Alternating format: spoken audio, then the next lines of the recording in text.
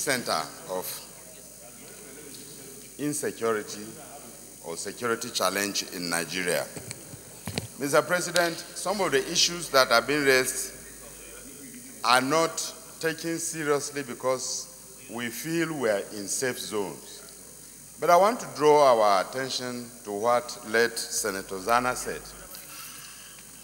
Senator Zana of blessed memory in the 7th Senate, somewhere there stood up and drew the attention of this Senate to what is happening in the Northeast, in Maiduguri, and said, at the end of the day, this matter will become a national matter that will consume every state.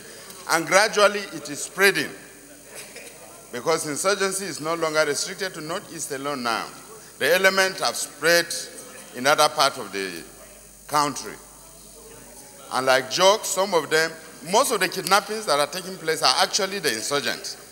They are raising money to go and concentrate and begin a new wave of attack.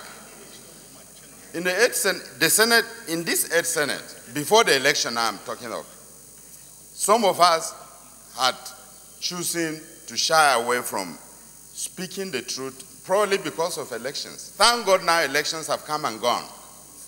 Can we now act like statesmen and protect the lives of Nigerians? Let us stop grandstanding, let us stop playing to the gallery, and tell the truth that as a government, we are actually failing in protecting the lives of Nigerians.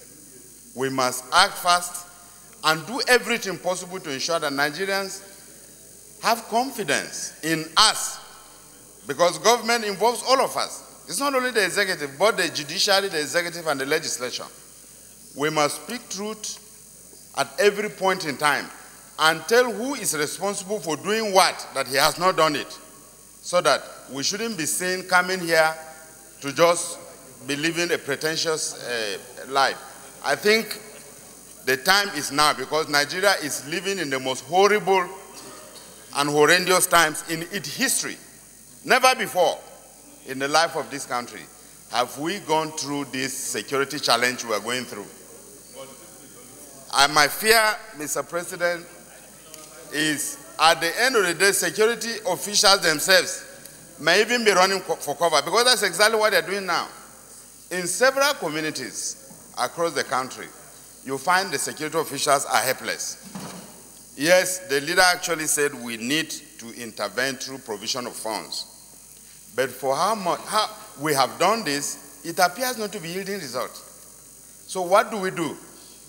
There must be a proactive measure to show that we are living in an uncommon situation. Something stronger, something uncommon has to be done so that we get out of this situation. Otherwise, because I know what some of us are going through. For those of us who come from flashpoint of these crisis reading situations or places, we know what it means to take this matter seriously. Now it is time to work. Now it is time to tell Nigerians that the duty to protect their lives lies squarely in our hands. Let us in this chamber tell whoever, whether in the executive, whether in the judiciary, no grandstanding. If it is Mr. President, do more so that Nigerians will feel safe under your rule. If it is the parliament, we must come up with laws that will protect Nigerians. Otherwise, I am telling you, Mr. President, one day Nigerians will be stoning us in the street because they are sick and tired of this. They are sick and tired of every day 1 minute prayers for many people killed in Zamfara. Every day 1 minute prayers for many people killed in Taraba, in Plateau, in Kaduna, in southern Kaduna. We must do something and on the hit. Otherwise, we will end up being the first failed nation that everybody will be running for cover. Because there's no doubt everything seems not to be working in this country. Thank you, Mr. President. Senator Kaura.